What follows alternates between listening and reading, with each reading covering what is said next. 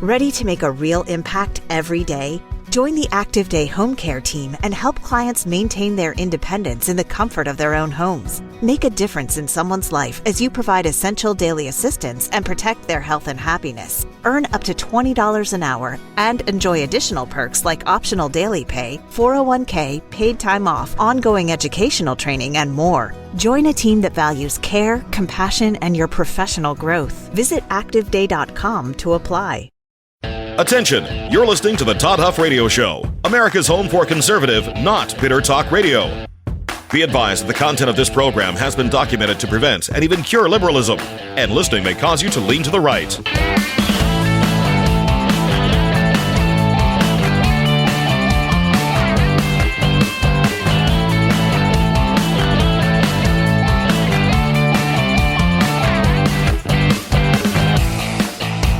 Here's your conservative, but not bitter host, Todd Huff. Well, that is right, my friends. I hope you had a wonderful Father's Day weekend. We had a nice weekend here. It's good to be back at it today. Got lots of things I want to talk about here today. You know, one of the things that is a pet peeve of mine, and you know this if you've listened to this show program for any length of time, are the folks who have they don't take any context into consideration. There's no opportunity for the word of the day, nuance in our conversations. You're either this or you're that.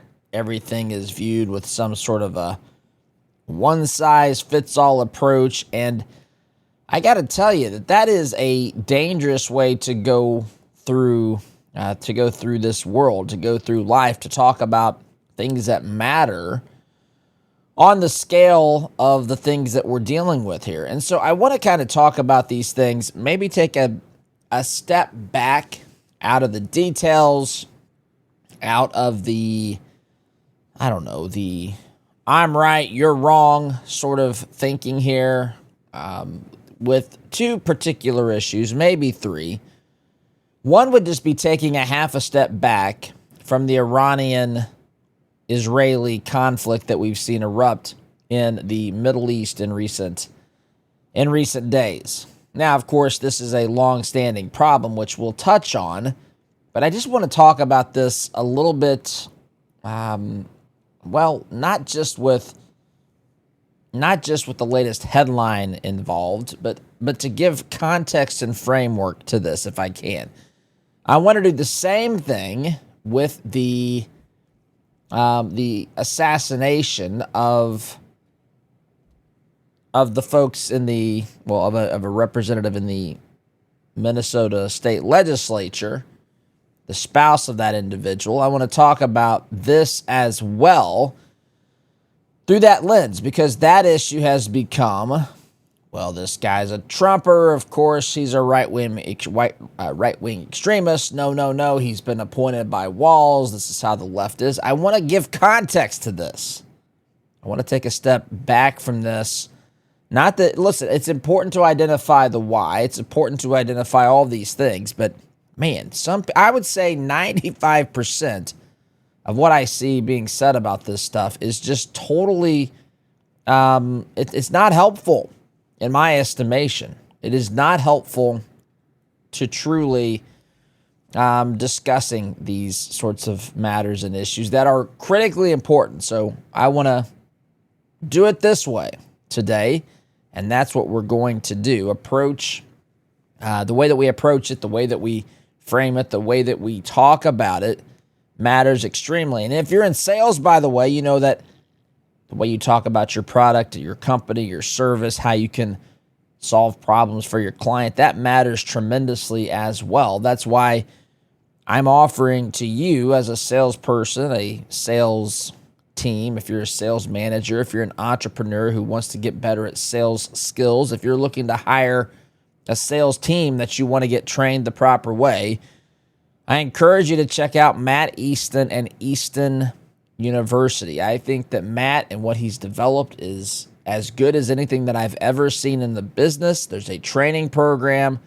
and there's also 2 weekly coaching calls. Again, I think that this is as good as anything, if not better than anything in the industry today. Insofar as I can be aware of these things, I think that this is a top-notch program. And if you sign up to become a student of Easton University through our link on the website, toddhuffshow.com/Easton, and that's EASTON, toddhuffshow.com/Easton, you will get a free welcome call from Matt, and he will personally jump on that call and take the time to walk you through your specific sales challenges and help you to get on track as quickly and as efficiently as possible. toddhuffshow.com/Easton, my friends. Look, the next step is up to you. If you're in sales, if you're trying to build a sales team, your move, my friends, I think that this is a move that will certainly pay off if you follow the system. Do not delay. toddhuffshow.com/Easton. All right, let's talk a little bit about Iran. Let's talk about this situation with Iran and Israel. Now, listen, I want to be clear.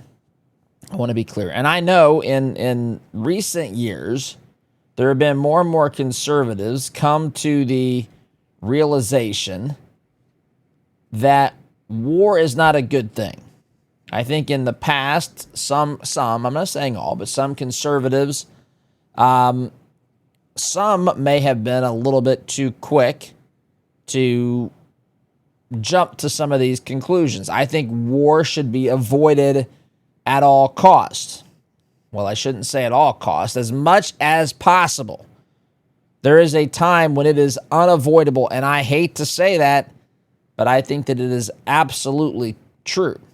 There is a time when war is absolutely unavoidable, but you should do everything in your power to avoid having to do that. I think that Trump is quite good at this. He doesn't want to go to war. He speaks out about these very things. Trump was actually, even though, it's funny to me, one of the things that the left, I think, has trouble, interpreting or dealing with is they conflate what people say with what they do.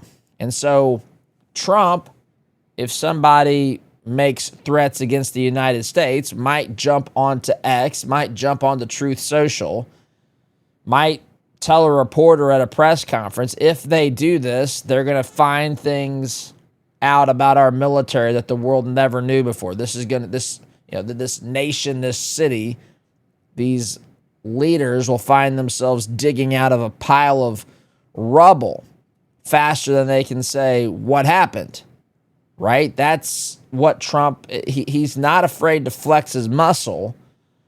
And I'm not saying he's all bark, no bite. I don't think that that's the case either, but I think he would prefer to deal with these situations with as much barking, if you will, for the analogy, as possible, versus actually sinking teeth into the opponents. But he's willing, and he understands that there is a point when that is absolutely unavoidable. By the way, what are some of those points? What are some of those points that it's unavoidable? Obviously, if someone strikes us militarily, like, say, 9/11, or like some of these sleeper cell attacks that honestly may be just waiting to happen here in this country. There's been reports, concerns of all types of sleeper cells from ISIS and Al-Qaeda, potentially to Iranian sleeper cells in this country, just waiting for the green light to act. If that happens, obviously, if some country uses force against us, then force in response is almost always necessary, especially if it's a prolonged act of, if it's an act of war, then that is typically what you'll find coming back in response. Now, the other thing to think about here in the case of Iran is, and I've seen this in recent days, if you go on social media, you'll find a lot of people that 45 minutes ago could not even tell you that there was a country named Iran. They could not find Iran on a map. They couldn't tell you the difference between Sunni and Shia Muslims. They couldn't tell you the first thing about the Islamic Caliphate. They couldn't tell you about the theocracy that exists in the Islamic Republic of Iran. They couldn't tell you about the Islamic Revolution. They couldn't tell you about the history of what happened in Iran as it pertains to the U.S. Embassy during Jimmy Carter's reign in the late 1970s, 1979, in fact. They couldn't tell you about any of these things because they didn't know anything. But now suddenly they've read a few things online. They've seen some tweets on X, or they've sat there and thought, well, who's Israel to tell Iran they can't have a nuclear weapon? Well, I'm here to tell you that that's actually a great question to answer. It's a great question to ask because, listen, hear me say this, and I want you to listen to my words. I am not saying I think Iran should have nuclear weapons. In fact, I 100% think that Iran should not have nuclear weapons. But the question is, well, why should one nation be able to tell another nation they can't have nuclear weapons? That's a fair question to ask. And on the one hand, I would absolutely say that we should not let another nation tell us that we can't have nuclear weapons. Now, if I was to ask you how many nations in the world are known, that's a key word here, known to have nuclear weapons, what would your answer be? I'm going to pause for a minute. I'm going to stall for a moment here as you think about it. How many, Oz, do you have an answer? Oz is somewhat semi-hidden for me today around the corner. I'm not sure what she's doing over there. What'd you say? What? Okay, Ron. Oz says 5. 5 nations have nuclear weapons. It is higher than 5, not significantly higher than 5. Final. If I had Jeopardy music, I'd play it right now. So, dun.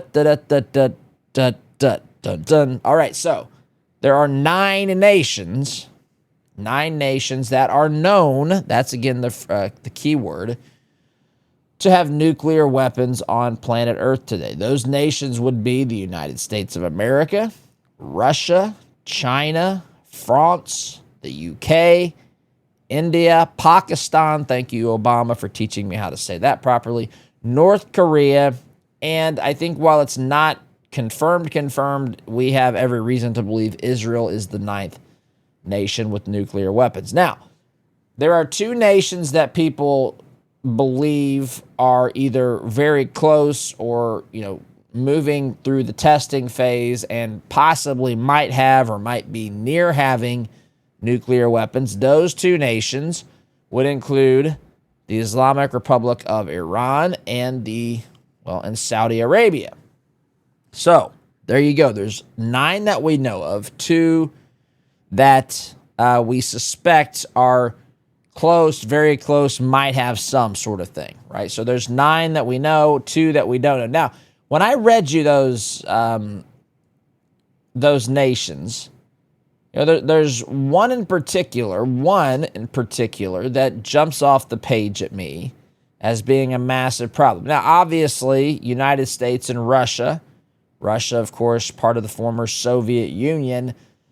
We knew that they had it. They were at one point, us and Russia, the United States and Russia, the Soviet Union, were 2 of the 2 world superpowers. So we knew that off the top, and we suspected China. France might have been a surprise. I don't know. Maybe France wasn't a surprise for some people. To think there's only 2 European nations, well, what continent is? I know Russia's primarily Asia, but there's part of Russia in Europe, which I try to explain that to me where that continent, whatever. I don't want to get into that. But there's 2 European countries, the UK and France. I think some people might have assumed there was another, I don't know, maybe a couple of others. Then you've got others in Asia, 2 neighbors, India and Pakistan, who have been at each other's throats for many, many years. Then you've got this North Korean empire, North Korea. I want to talk about them for a moment because Bill Clinton in the 1990s had a pinky promise and a signed sheet of paper from at the time, the North Korean dictator, Kim Jong-il was the first, well, he wasn't the first, but he was the one that I believe Clinton dealt with. And we had a deal, a nuclear deal that we established with North Korea because we didn't want North Korea having nuclear weapons. Why didn't we want North Korea having nuclear weapons? Well, it turns out, my friends, that not all nations are equal in their morality. Now, that's not because of race or anything like that. It's because of the type of government, the type of worldview that runs that particular nation. And North Korea is part of the evil empire. So is Iran, by the way. These are places that are absolutely evil. They are terrible to their people. They do not believe in freedom whatsoever. These are very oppressive regimes. Out of the list of people, the 9 nations that are believed to have nuclear weapons, Iran has the closest similarity to the other one on this list that we did not want to have nuclear weapons, and that is the People's Republic of North Korea. This is a nation run by madmen. Now, I want to pause here, too. I want to pause here for a moment as well, because if you're like me, you might have seen reports on social media, reports in the media. They're not numerous, but they're out there. I even asked ChatGPT to tell me if these reports were accurate or not. I have my suspicions, but I wanted to see what ChatGPT would say. But there are reports that the people in Iran, at least some of them, of course, these are complicated issues, right? It's like saying, how do the American people feel about a particular situation? Well, it depends, right? You got this group that thinks it's great. You got this group that thinks it's terrible. You got this group that says what happened.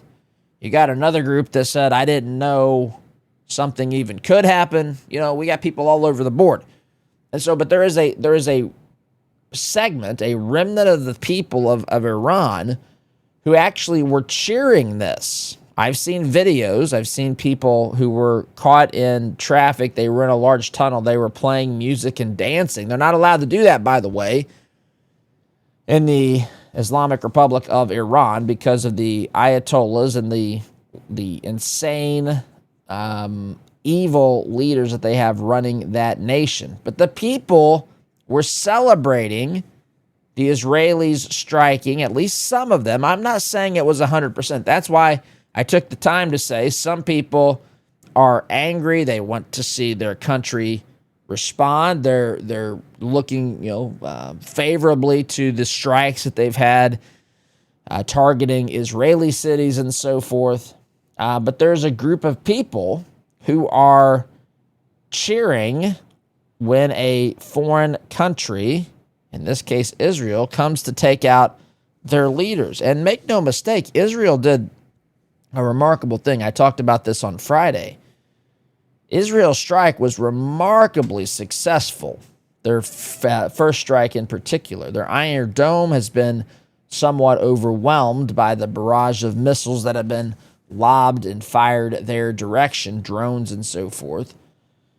Anyway, but there were people that were cheering, and you would say, why? That makes no sense. Well, the problem is, yes, it does make sense because this nation, not this one, but the nation of Iran, is run by people who are objectively evil. In fact, I had a little discussion with ChatGPT, and it said, yes, it's a common perception that Iran is evil. I forget exactly the discussion with the term that we were using in the discussion. I said, what do you mean? It's a perception. This is an objectively evil country. This is a country that does not allow its citizens to be free. This is a country that is brutal. If you don't cover yourself as a female, literally from head to toe, you can be beaten and in prison. I mean, it is brutal. It is brutal. I find myself, it's fascinating. It's troubling, but it's fascinating to think, where are the feminists? Where are the feminists who think that the United States of America is oppressive to women, but yet they have no problems with what's happening in the Islamic Republic of Iran. You know what? Iran wants to establish a caliphate. Yeah, a caliphate. You know what that means? Iran wants to institute Sharia law. You know what that means? Iran wants to institute law that they find in the Quran, according to Muslim teachings.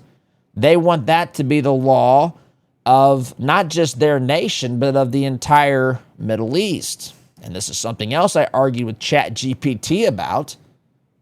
ChatGPT said, well, the Iranian regime wants to dominate the Middle East. They're not looking for a worldwide caliphate, to which I said, baloney. You think that someone who wants absolute and just total control of the Middle East with Sharia law, which, my friends, I'm just going to tell you, is an oppressive system. You want to know what Sharia law looks like? Take a good look at what I'm telling you about the Islamic Republic of Iran and multiply that just, I don't know, tenfold and expand that. Expand it. Look at the Iranian. Do some research. I know many of you know this, but research what Iran was like before the 79 revolution. Look at what Iran was like. Now, I'm not here to say that everything that happened in those types of societies, were good, right? But the idea that they were free, they were not forced to wear the hijab and all of this in Iran in those days, it was much more advantageous, much better than what they have today.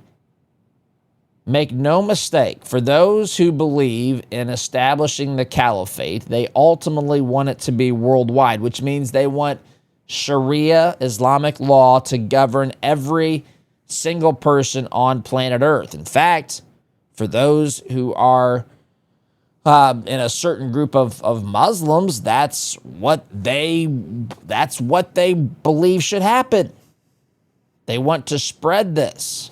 This is what we're dealing with. Now, that's the mindset of the leaders. The people are different. In fact, the people, and I've got to take a break here in a moment, but the people have been pushing back and have had a couple of moments in time where they were rebelling against this regime, and the regime would come down heavy-handed on the people, targeting these people, oppressing these people further.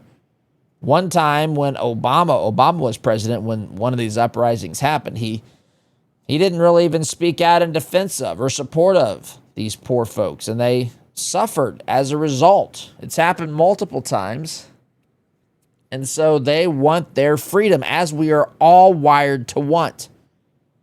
But the people in control don't want that. Now, that's not enough to strike another country. There's more to this. And again, I'm not arguing for war. I'm trying to give perspective and context and explain the nuance here. And I've got to take a break, my friends, as I look at the clock, and I'm out of time for this segment. So, that being said, I'm going to take a quick time out. You're listening here to your home, to America's home, in fact, for conservative, not bitter talk. I am your host, the one and only benevolent dictator here behind the microphone, Todd Huff. Back in just a minute. Welcome back, my friends. Just trying to give some context to what's happening between Israel and Iran. And we're starting by talking about the folks that are leading the Islamic nation, the Islamic Republic of Iran. These folks are, by definition, Islamo-fascist. These folks are, by definition, oppressive. They are not universally adored by the people. In fact, the people there's a large movement of people who want their freedom. I would say everybody wants their freedom. Just some people, they make the decision to say, look, it's less problem for me if I just go along and live under this repressive regime than if I actually try to, speak up and then I put my neck on the proverbial but very literal chopping block when it comes to the Islamic Republic of Iran. So you've got people who desire their peace. They've had their peace and they've had their liberty taken from them by these maniacal dictators. These are madmen. These are people that want to see instituted, at least in their nation, probably in the Middle East, and even likely the rest of the world through the Islamic Caliphate. They want the Islamic law to be the law, not just of their land, not just the Middle East, but ultimately worldwide. That is what they want. I don't care what ChatGPT tells me. It's wrong on this one. That's what they desire. Yes, it might be a little bit different of a strategy approach than the Sunni Muslims, but the Shia leading Iran absolutely, ultimately they desire the same thing. They desire the caliphate to rule. Even if we just say, fine, let's just say the Middle East. Okay, that's being oppressive to millions of people in that part of the world. And who else is there? Well, one of those countries that is there is Israel, who is our biggest ally. I know Israel is demonized, my friends, and make no mistake about this. Listen, I'm not saying Israel is perfect. Israel's not perfect. There's nothing in the Bible that would suggest that Israel is perfect. In fact, if you read the account of the Bible, which I just recently finished, I think I finished Friday or Saturday, going through the Bible recap, which I'm probably going to do again here today. In fact, I'm trying to get my daughter to do this with me. I don't know if she'll want to or not. But anyway, it's a fantastic study. But it doesn't take much reading in the Old Testament to realize that the people that God chose to work through, they're just like the rest of us. He didn't choose them because they were better than the rest of the people on the planet.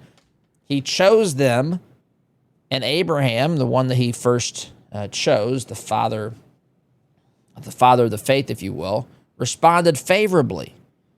Said he believed God, and it was credited to him as righteousness. He just believed. Abraham made lots of mistakes.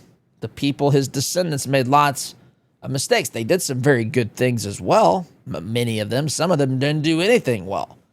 But the point is that they're not perfect, but they are a good ally in the region. They are not. They're not trying to establish a type of government that is oppressive and evil.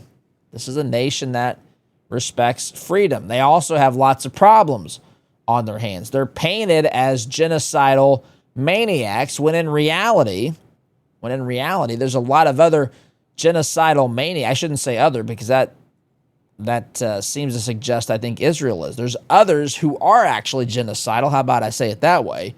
Who are on the borders of Israel or just outside the border in the general region of Israel.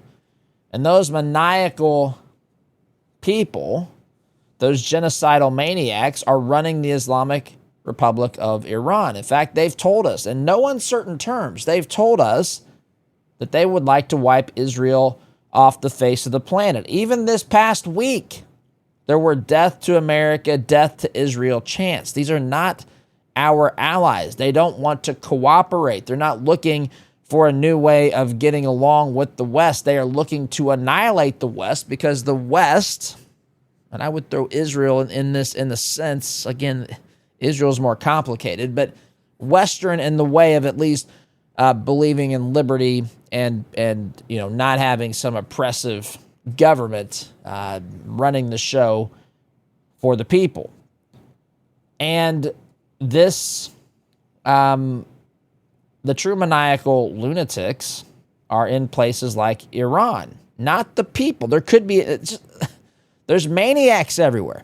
We had a maniac who shot and killed a representative over the weekend, tried to kill another, had a list of others in Minnesota. That's an example of a maniac. There are people everywhere who are maniacs and whatever, right? In any group. I've gone through this before. There are lunatics in every group of people, every race of people, every type of person. Every once in a while, there's an ideology that teaches people to be maniacs. That's an extremely dangerous situation to find ourselves in. You can have an ideology or a group that's not really promoting bad stuff, but you can have a lunatic in the midst. But then that's bad. The lunatic needs to be stopped, but they're not trying to replicate other lunatics. They're not trying to create other madmen.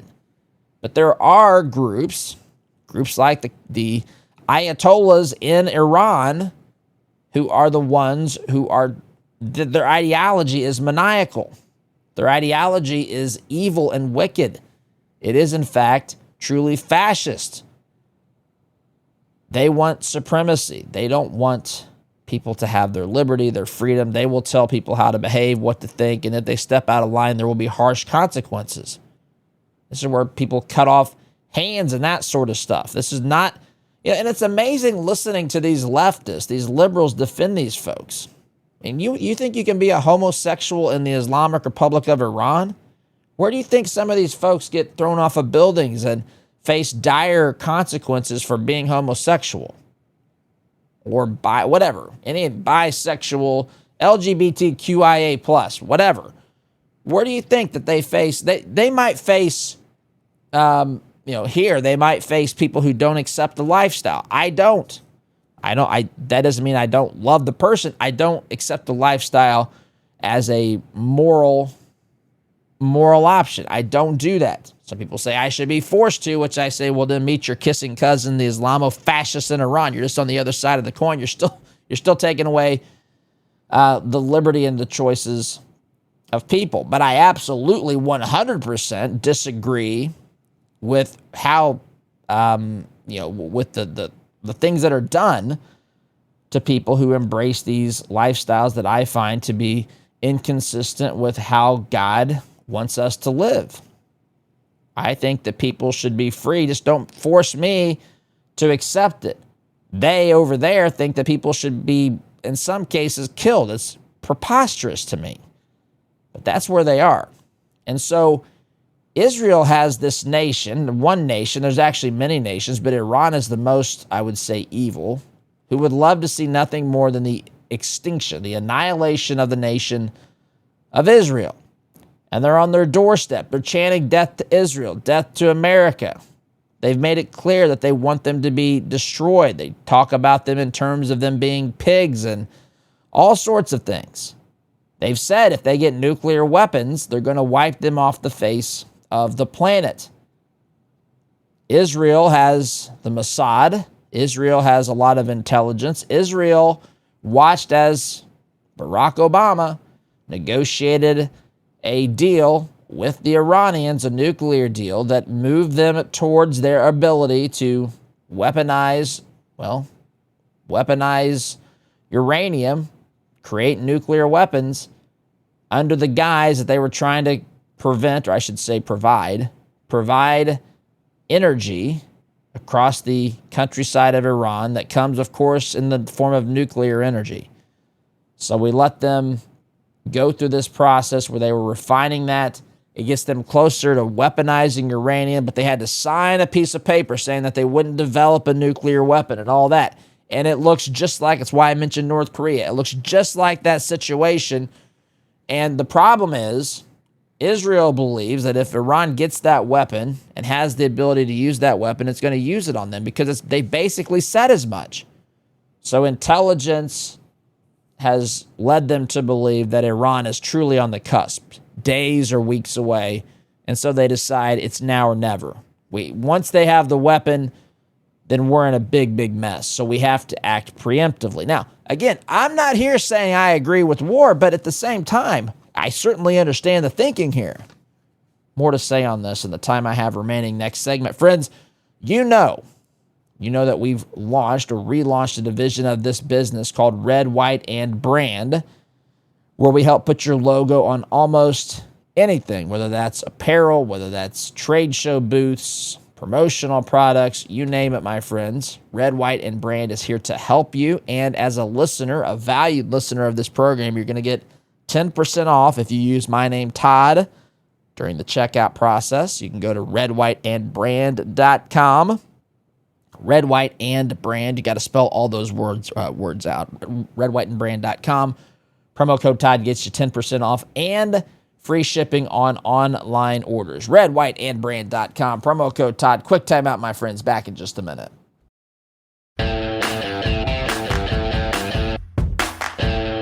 Welcome back, my friends. So we've got a tinderbox. We've got a group of people, Israel, who's been hated throughout history who reestablished their home in the Promised Land in 1948 at the conclusion of World War II, after the world had seen what had happened to the Jewish people around the world, particularly, well, in Europe, where they were targeted by a maniacal madman, Adolf Hitler. And so they established the Jewish state, and Israel was formed in 1948. They have been, they've been targeted from the very beginning by their foes, particularly in the region. Israel is a hated nation, dare I say this, and I started to say this last segment, but they're a hated nation. Yes, they're not perfect. Yes, there is with the establishment of Israel and then the people who were living in the lands, they tried to, they tried to accommodate a situation, a solution where, Israel was basically given the land that wasn't really being used in a lot of respects. And now, I understand there's tension, there's dislike for Israel, and the tension with the people that were living in the land prior to 1948. And then we have to be honest with ourselves. There's a lot of people who hate Israel because they hate Israel's God. There's a lot of people who hate Israel because they hate the God of the Bible. And listen, you're free to have your opinions. I vehemently disagree with that assessment of reality. It's not a logical assessment of reality. The God of the Bible loves both his people and, dare I say, the rest of the world powerfully. He gave his life so that people could be reconciled to him. The God of the Old Testament. I know that this is not popular thinking, but I think these opinions are shared by people who aren't familiar with the scriptures or who haven't really stopped to understand some of the things that God did to try to bridge the gap between humanity and himself, which ultimately he succeeded when his son Jesus died upon the cross. But God is a graceful and patient and very, very loving God. Yahweh is exactly who he is. And the more that I study the scriptures, the more I see that, the more I understand and believe that. But I understand some people have misdirected anger. Some people just don't like his rules. They don't like him. Those are his choices. Those are choices people make. And those choices impact whether or not, or how they feel, I should say, about the people of Israel. And so now Iran, who hates Israel with a passion, is close to having a nuclear weapon. What are the people who really don't want war supposed to think? Is it better to let a nation that's run by maniacal madmen to have a nuclear arsenal that they promise to use offensively against the nation of Israel? Is that better? Is that more peaceable than letting Israel go in and have targeted strikes on the maniacal madmen that have led the nation of Iran to the place that they are today, wanting to use weapons of mass destruction against the people of Israel? It's much more nuanced and complicated than some people would have us believe. But that's where we are. We're on the precipice of that. And that's why we're in this situation. This situation today, this dates back, by the way. You trace the hatred between, the tension, the conflict between Jews and Muslims. It goes all the way literally back to the time of Abraham. Abraham, Isaac, Ishmael. I don't have the time to go through that today, but that's how far back this goes, my friends. So context matters. So after saying all that, do you think Iran should be able to have a nuclear weapon? Is that no big deal? Is there more to it than simply saying a nation shouldn't be told by another nation what weapons it can have to defend itself? That sounds all well and good until you realize that not everybody believes in peace through strength. Some people believe that strength should be used to aggressively and offensively destroy those with whom you disagree. And that would be the lunatics running the Islamic Republic of Iran today. And if they had that nuclear weapon, what would that mean for the people in Israel? Just like it's very similar to the Palestinians, to Hamas running Gaza. And you say, if Hamas had the weapons of Israel, would there be an Israel? No, there wouldn't be. Well, outside of the divine intervention of God, of course. But if there is an Israel with the weapons they have, Gaza still exists, yet we're told that Israel is engaged in ethnic cleansing and genocide and so forth. Friends, let's talk really quickly about something that's important. Our money. We've worked hard for it, but is it working hard for us? Is it working hard for what we believe in? At 4-8 Financial, they specialize in biblically responsible investing. This means that they screen out companies that do not align with our faith and our values, and they'll help us create a plan that fits our goals and purpose. Here's the best part. They'll show you how your current investments stack up against your values. Just visit 48financial.com/Todd to find out. That's 48financial.com/Todd. 4-8 Financial, helping us align our money with our mission, my friends. The music's telling me it's time to wrap up. Have a great day. Thanks for listening. SDG.